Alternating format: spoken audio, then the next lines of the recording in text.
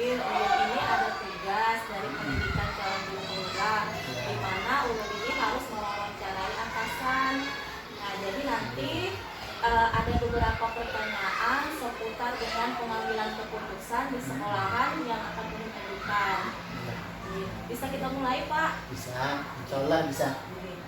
Yang pertama, Pak, selama ini bagaimana Bapak dapat mengidentifikasi kasus-kasus yang merupakan dilema etika atau bujukan moral?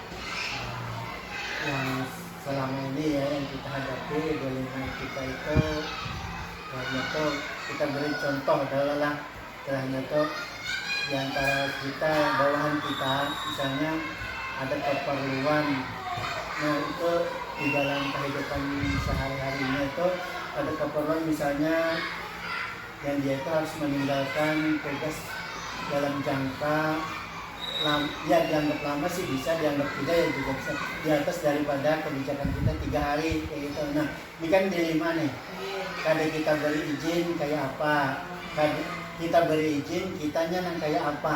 Nah kan kayak itu kan anunya nih istilahnya, misalnya kayak gini tadi, ini ada keperluan misalnya keperluan anaknya ke Banjarmasin.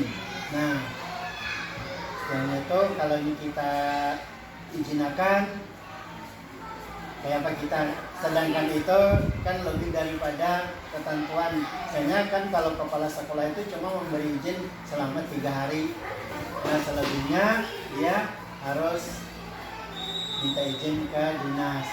Tapi kita ada apa istilahnya itu, kalau kita tidak mengizinkan nanti bagaimana, kalau kita mengizinkan kitanya yang bagaimana. Nah kita terus, nah kemudian kita panggilan guru ini kayak apa istilahnya supaya kita sama-sama bagus. Nah di sekolahan terkapar, kemudian di apa istilahnya tuh di dinas juga bagus kan kayak gitu. Nah istilahnya apalah kita memberikan izin itu adalah suatu kebenaran juga ya, untuk si apa sih orang tersebut. Kita tidak mengizinkan juga adalah suatu kebenaran bagi sekolahan. Jadi istilahnya sama-sama benar, Pak. Sama-sama benar. Berikutnya lagi, Pak, bagaimana Bapak menjalankan pengambilan keputusan di sekolah, terutama untuk kasus-kasus di mana ada dua kepentingan yang sama-sama benar atau sama-sama mengandung nilai kebaikan. Nah itu tadi kalau yang istilahnya tadi yang salah satu guru tadi minta izin lebih daripada 3 hari tadi. Nah sedang itu kan keperluan pribadi dia. Nah kemudian kayak apa kita mengambil keputusannya, tolong maksudnya lah. Nah ini kita paham aja dulu berduaan kayak apa caranya, cari solusi yang terbaik.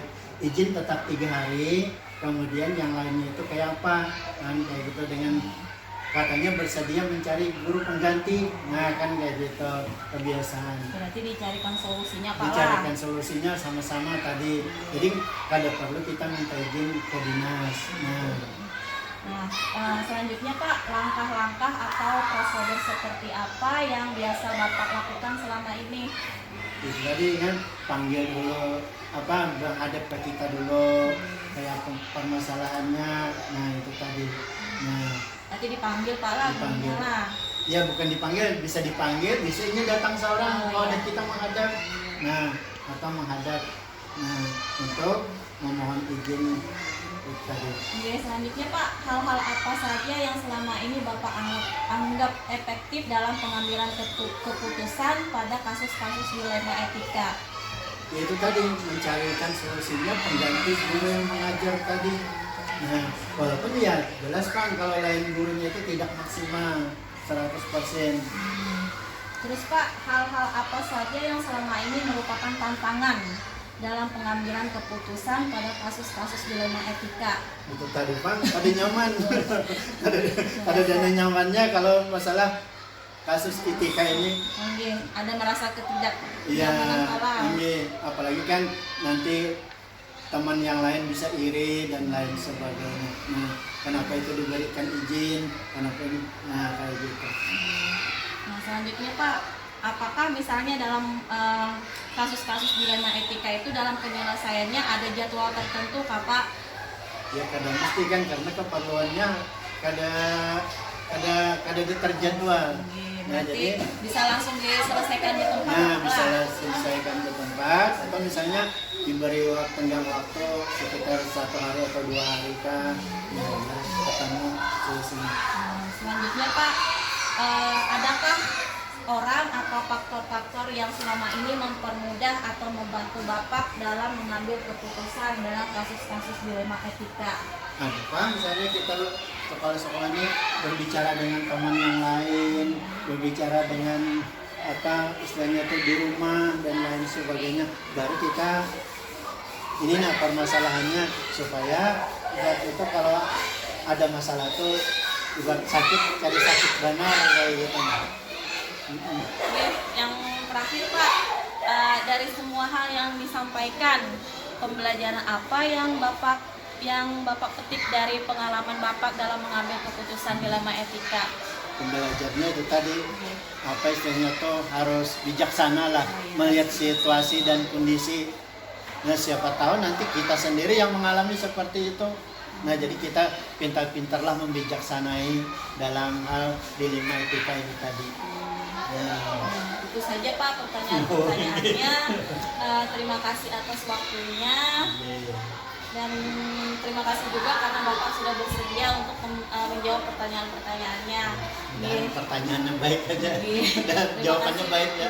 Terima kasih Pak Lah. Selamat siang. Assalamualaikum warahmatullahi wabarakatuh. Waalaikumsalam.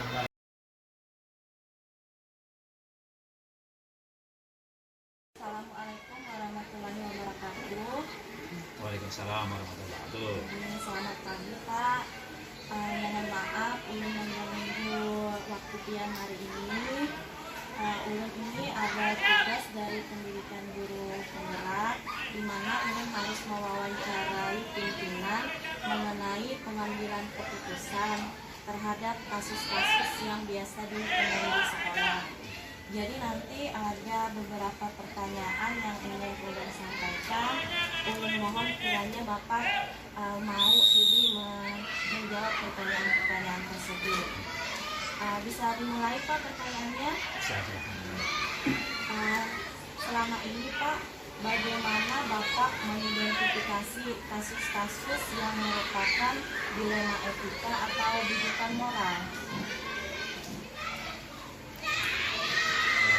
Untuk kasus yang selama ini, kasus yang merupakan dilema etika atau moral, yang hal ini contohnya dalam melaksanakan tugas. Dalam melaksanakan tugas itu misalnya kita contohkan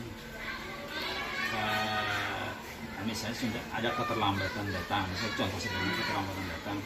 Di sisi lain mungkin dalam perjalanan misalnya ada suatu masalah hambatan. Nah, tapi di sisi lain murid di sekolah kan perlu pengajaran. Nah, jadi bagaimana kepala sekolah menyikapi itu? Paling tidak kepala sekolah yang menghubungi gurunya itu di mana sekarang berada, dan kepala sekolah juga memonitor anaknya yang ditinggalkan itu contohnya. Setelah itu seperti yang contoh yang lain, contohnya ini misalnya minta izin. Nah, minta izin itu memang keharusan seorang guru minta izin untuk keperluan sesuatu yang tidak bisa ditinggalkan. Tetapi juga di sekolah karena ada hak, ada kewajiban untuk menjalankan tugas, ada wajib tugas. Nah, jadi minta izin itu ada batasan tertentu. Ada izin 1 hari, nah itu izin ke sekolah. 2 hari masih ke kepala sekolah, kalau 3 hari sudah ke WK atas tempat.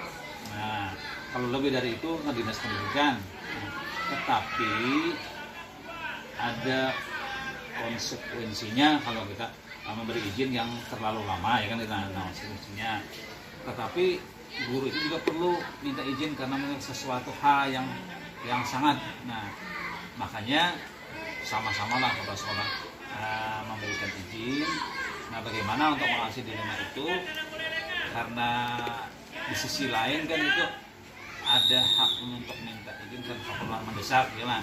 Nah, keperluan mendesak, tetapi ada hak untuk kepala sekolah bagaimana anak sekolahnya belajar karena ada tanggung jawabnya. Berarti istilahnya sama-sama benar Pak. Nah, sama-sama benar. Jadi memberikan izin juga benar, memberikan izin, terus tidak memberikan izin juga Benar. benar untuk pembelajaran di sekolahan. Terus Pak, yang selanjutnya Pak, bagaimana Bapak menjalankan pengambilan keputusan di sekolah, terutama untuk kasus-kasus di mana ada dua kepentingan yang sama-sama benar atau sama-sama mengandung nilai kebajikan. Pengambilan keputusannya Pak, bagaimana? Kalau mengambil keputusan, mungkin kita bersama-sama dulu berbicara langsung. Nah, bagaimana supaya keputusan itu tidak menimbulkan permasalahan dengan guru-guru lain, ya kan, dengan guru lain, karena hubungannya ada dengan guru lain. Nah, bukan guru itu aja. Nah, jadi kita sampaikan kalau misalnya ada permasalahan seperti itu, alangkah baiknya kita sampaikan bersama-sama. Nah, kadang-kadang memang ada yang secara tidak langsung kan menyampaikan langsung, oh kayak gini kayak apa Pak, kayak ini kayak apa. Nah, jadinya kita keputusan terakhir itu diambil oleh kepala sekolah, tetap memberikan kesempatan. Nah, memberikan kesempatan untuk yang berbuat yang lebih baik, baik untuk sekolah maupun untuk keluarga atau dirinya sendiri. Itu kesempatannya. Terus Pak, langkah-langkahnya atau prosedurnya seperti apa yang Bapak lakukan? Kalau prosedurnya biasanya kalau hubungan dengan minta izin, mereka minta izin dari sekolah.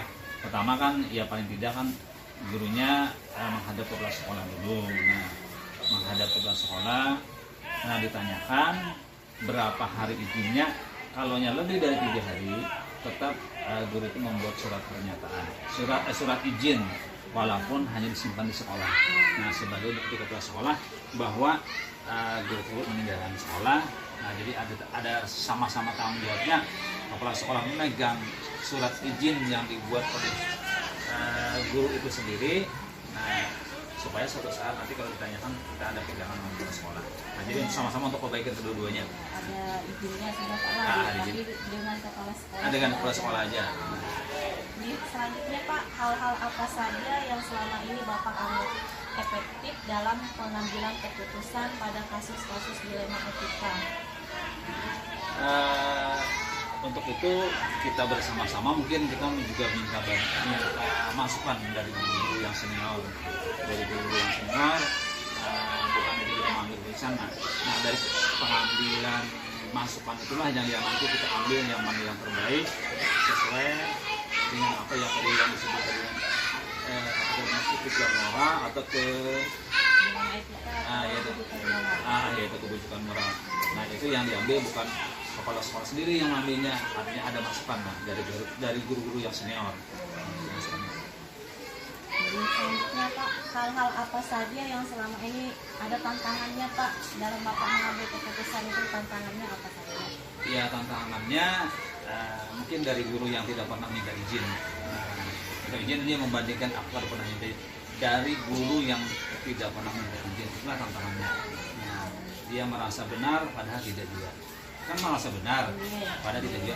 Semua diberi kesempatan minta izin, cuma mungkin karena tidak ada keperluan, maka dia itulah tantangannya. Nah, tapi tantangannya itu kita sampaikan semua punya hak. Nah, punya hak untuk minta izin, tapi sesuai dengan keperluan. Nah, kalau sudah ada keperluan, apa minta izin? Terus Pak, apakah untuk penyelesaiannya ini Bapak ada mempunyai jadwal tertentu untuk menyelesaikan kasus dilema etika atau langsung menyelesaikannya di tempat? Nah, untuk itu menyelesaikan langsung di tempat. Artinya apabila ada keperluan tentang tersebut, maka kita selesaikan di tempat saja. Nah, yang kita cari yang terbaik untuk Jadi, adakah seseorang Pak atau faktor yang selama ini mempermudah membantu Bapak dalam mengambil keputusan? Pasti ada ya. Di sekolah itu pasti ada. Artinya memberi masukan kepada sekolah untuk yang terbaik untuk sekolah terhadap apa kegiatan baik untuk guru, masukan yang terbaik. Nah, jadi kita ambil semua masukan, tapi masukan yang terbaik yang kita ambil. Dari guru-guru lain? Dari guru-gurunya masukan yang terbaik. Nah, jadi masukan yang terbaik itu yang kita ambil. Bahkan yang mungkin kita sambil duduk-duduk bersama, misalnya dengan guru-guru senior lah. Nah, sama-sama, karena guru senior itu kan ya paling tidak kan seumuran dengan kita. Nah, seumuran kita dan pengalamannya juga sama. cuma hanya beda kita sebagai penanggung jawab administrasi. Nah, jadi kita tetap minta saran dan pendapat dari guru sendiri. Terus Pak, dari semua hal yang telah disampaikan, pembelajaran apa yang dapat Bapak petik dari pengalaman Bapak mengambil keputusan dilema etika? Pelajaran yang penting yang diambil dari dilema etika itu adalah ya kita pertama ya, gitu ya, dengan diri sendiri dulu ya, untuk diri sendiri. Nah, bagaimana membedakan suatu perbuatan pekerjaan selama itu baik untuk diri kita sendiri dan untuk teman-teman kita atau guru-guru kita itu tetap dijalankan. Jadi selama itu baik. Nah, tidak merugikan, baik tidak merugikan untuk kepala sekolah, murid. Nah, karena walaupun itu terjadinya itu mungkin semua sekolah juga terjadi, tapi kita cari yang terbaiknya adalah supaya tidak merugikan baik itu kepala sekolah, muridnya atau dirinya sendiri. Nah, dirinya sendiri. Jadi Jangan ada yang dirugikan. jangan ada yang dirugikan. Itu saja Pak. Terima kasih karena Bapak sudah bersedia untuk menjawab pertanyaan-pertanyaannya, dan mohon maaf sekali mengganggu waktu kalian. Jadi ucapkan selamat pagi. Assalamualaikum warahmatullahi wabarakatuh. Sama-sama, terima kasih dia datang ke sini. Nah, Anda kan memberikan masukan dari kami. Nah, untuk kegiatan apa minggu? Dilema etika dan rujukan moral. Mudah-mudahan karena kata-kata ini kan kata-kata yang terbaru terbaru ya. Walaupun mungkin sudah lama, cuma terbaru lah, baru keluar karena mudah-mudahan itu menjadi pegangan kita untuk berbuat yang lebih baik. Nah, mungkin itu yang dapat kami sampaikan. Mudah-mudahan sama-sama bermanfaat. Materi yang ditutup dengan salam. Wassalamualaikum warahmatullahi wabarakatuh.